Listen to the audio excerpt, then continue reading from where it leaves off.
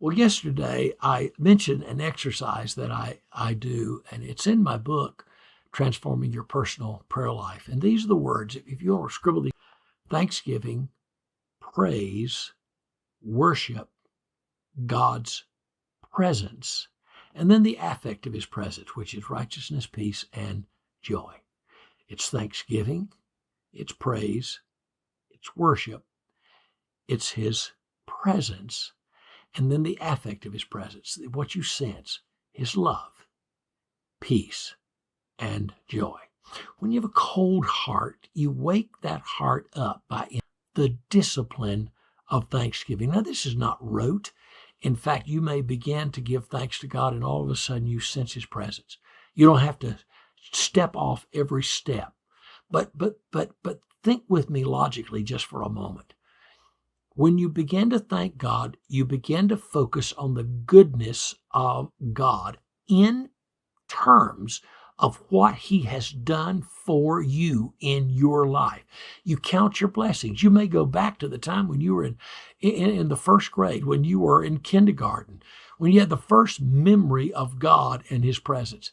You thank him for salvation. You thank him for provision. You thank him for deliverance. You thank him for getting you out of that situation. You recount the blessing and favor of God in your life. And here's what will happen. Here's what will happen. There'll be a point where you just spontaneously turn to heaven and say, oh, what a good God you are. Oh, praise God. Oh, I glorify your name. Now you have moved from focusing upon what God has done for you, thanksgiving, to who God is. And you are calling out his attributes, his goodness, his grace, his mercy, his love, his kindness, his forgiveness, all those things. You are enumerating the goodness of God in terms of his disposition and attributes for him. You are praising him not merely for what he's done for you, but for who he is. And then what will happen is you'll find yourself lost in the wonder of worship. And ultimately, worship is wordless, because you can't express it. You can't say what's in your heart.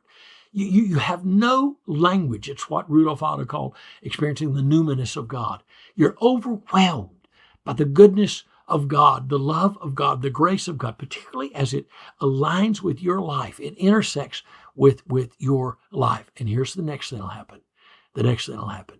You will experience the very real presence of God. The clearest indication of God's presence is his love.